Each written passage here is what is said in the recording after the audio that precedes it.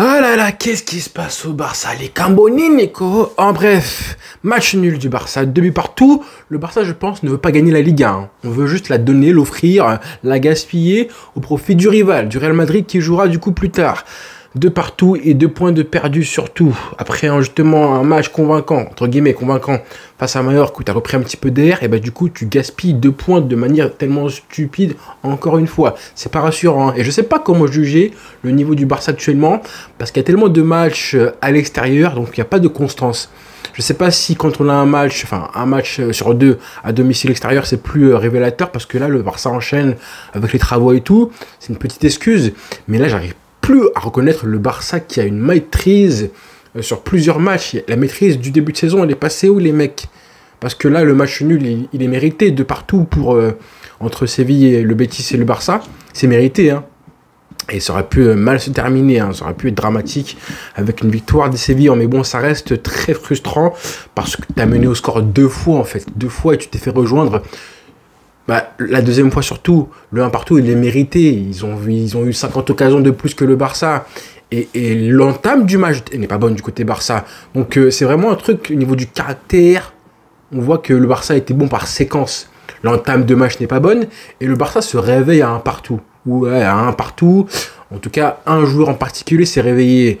Mais de voir des joueurs et une équipe qui, du coup, joue en parcimonie par les séquences en fait, sans que ce soit un espèce de rouleau compresseur comme on voyait en début de rencontre, et un Barça qui, après l'heure de jeu, comme je dis souvent, s'impose physiquement. Là c'est l'inverse, hein. Le Barça a tellement souffert, et même au bout le 2 buts à 1 qui devrait mettre un coup sur la tête aux Sévillans, et ben pas du tout, c'est le Barça qui a continué à tergiverser, qui a même arrêté de jouer, hein. Ça ressemblait vraiment au Barça de Xavi qu'on a vu il y a un an, hein. À 1-0, je me suis dit, waouh, à la mi-temps, à 1-0 pour le Barça, ça ronronnait, ça dormait comme pas possible. Donc du coup, mérité, hein, une sentence qui a été méritée. Donc je suis un petit peu inquiet pour le Barça de voir ce visage-là, en fait.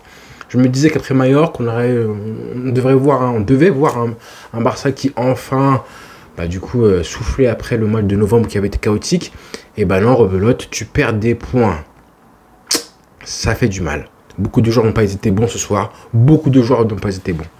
Et les changements n'ont pas été bons non plus. Il faut le dire, on dit flic, les changements, on a du mal à comprendre. Certes, oui, c'est vrai que Ferran Torres marque ce but-là, mais il n'a pas été extraordinaire. Ferran Torres, loin de là, heureusement qu'il marque ce but-là. On en reparlera, hein. Heureusement qu'il marque ce but-là. Parce que le début de rencontre, il n'est pas bon déjà. Des joueurs qui sont, je pense, assez fatigués aussi, hein. Les rotations, ça aurait été bien de les faire pour ce match-là, en début de rencontre, ou peut-être plus tôt, mais c'était compliqué parce que là, mercredi, il a mis l'équipe type sauf Ferran Torres. Aujourd'hui, il met l'équipe type encore une fois. Mais là, le match, il y a un match qui va arriver en Ligue des Champions, là, ce mercredi. Donc, attention, monsieur Andy Flick, hein. Les changements, j'ai pas compris, moi. Faire jouer Ferran Torres et Frenkie de Jong. Quand il entre Frenkie de Jong, on le savait, hein. Et là, je suis désolé, je suis des fois un petit peu trop rude avec lui, Frenkie, mais là, ce qu'il fait en son entrée, c'est pas bon au niveau nonchalance. Tu consommes un penalty de façon stupide. Au moment où le Barça, justement, le Barça souffre à ce moment-là, souffre beaucoup. Donc, si tu fais des changements, c'est pour que toi, quand tu rentres sur le terrain, tu puisses faire en sorte que le Barça reprenne un petit peu plus de maîtrise. Donc, amener du calme défensif et au milieu de terrain, donc t'es milieu de terrain, et ben là c'est tout l'inverse. Frenkie de Jong, il fait une faute qui est assez stupide. Souvent on lui reproche un petit peu son manque de nonchalance, sa nonchalance tout simplement. Et là il arrive avec tout, il veut faire un peu comme Araujo, le mec j'ai pas compris, il marche sur le pied, une poussette avec le bras sur Victor Roque. Et ben du coup qu'est-ce qui se passe? Penalty logique en fait, logique. Trop de risques en fait. Quand tu interviens comme ça, quand tu fais l'intervention, en général, tu mets un petit peu, tu la gères beaucoup mieux que ça. C'est dommage parce que vraiment, Iñaki Peña qui a fait un travail de fou aujourd'hui, qui méritait franchement clean sheet, hein. Allez, parce qu'il a fait les arrêts qu'il fallait. Mais le deuxième but est très beau. Mais Iñaki Peña, il fait un très très bon match, hein. Il fait des arrêts salvateurs au début, à 1-0, à 0-0, en début de rencontre. Rafinha le sauvetage aussi. Le face-à-face avec Abdé, il fait une claquette, une manchette en début de rencontre, Iñaki Peña. Et puis ensuite, pareil à 1-0, il maintient le Barça en vie, entre guillemets, à 1-0. là, à ce moment-là, si le score se termine par ce score de 1-0, tu peux clairement le mettre homme du match et tu te dis, il a ramené directement des points au Barça. Malheureusement, bah écoutez, on prend ce but, ce penalty qui fait du mal, J'ai envie de parler quand même du premier but du Barça, qui est un beau mouvement plus collectif, un jeu en triangle. Je pense qu'on fera demain une espèce d'analyse sur ce but-là, mais un très beau jeu en triangle avec Koundé, d'abord Lamine Yamal, Pedri, avec le milieu intérieur qui revient vers l'axe, qui écarte pour Koundé, parfait. Koundé qui joue une touche de balle pour Lewandowski comme un latéral droit offensif. C'est pas un hasard qu'on retrouve un Koundé intéressant parce que Lamine Yamal revient. Lamine Yamal, sa présence garantit justement que le bloc adverse recule avec sa présence, forcément.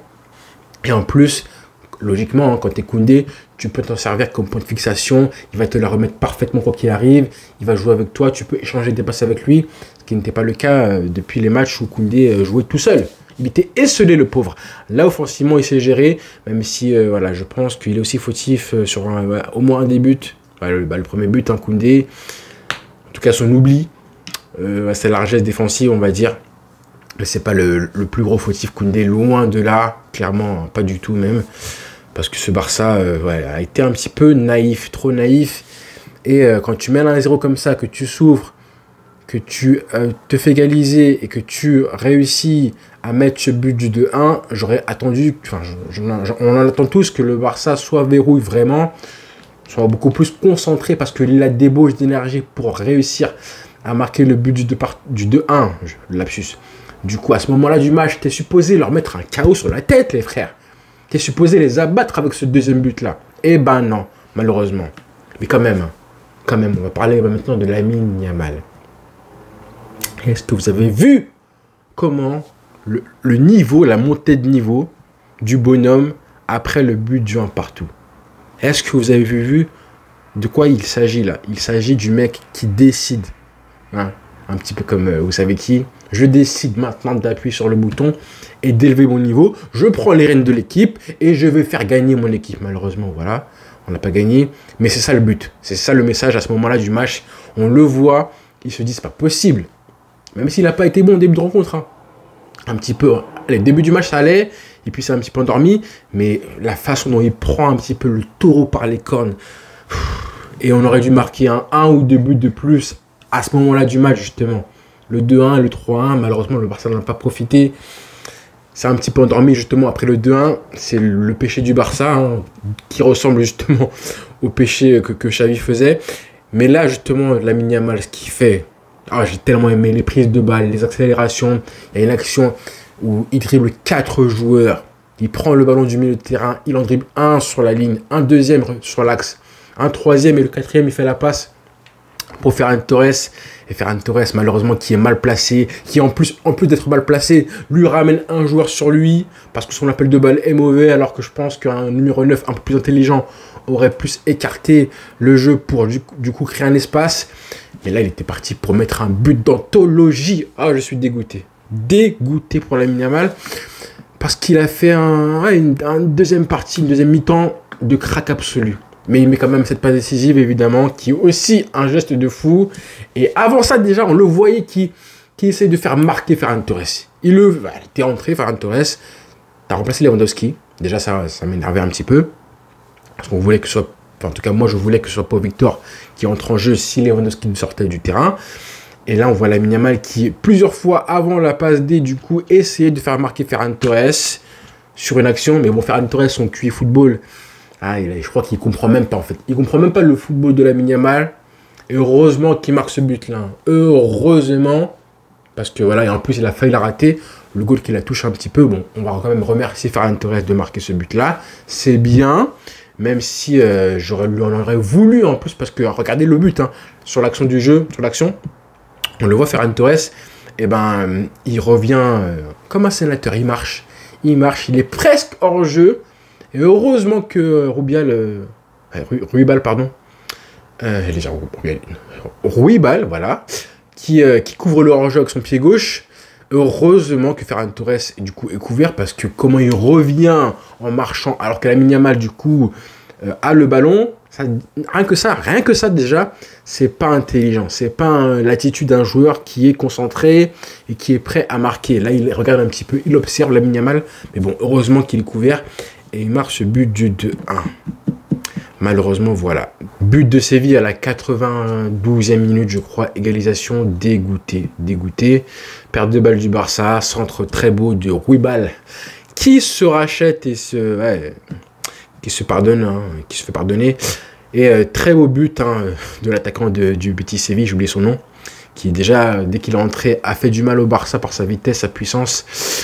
Un frère à nous qui a marqué un très joli but, qui passe en plus juste en dessous des jambes de Inigo Martinez, qui était dégoûté. Koubarsi a fait un bon match, malheureusement, voilà aussi.